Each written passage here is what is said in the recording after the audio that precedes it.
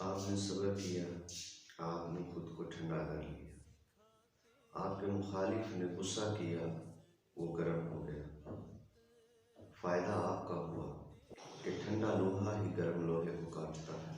صبر پانی ہے اور غصہ آگ ہے۔ آگ کو پانی سے بجھایا جاتا ہے۔ آپ غصے کو غصے سے نہیں بجھا سکتے، صبر سے بجھا سکتے ہیں۔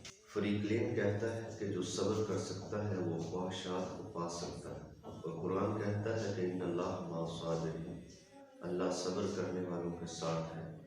اگر آپ صبر کریں گے تو آپ کے ساتھ اللہ ہوگا، اور اگر آپ غصہ کریں گے تو آپ کے ساتھ شیطان ہوگا۔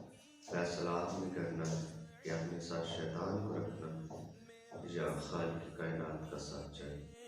کلمہ یاد دلاتے یہ ہے، کلمہ یاد دلاتے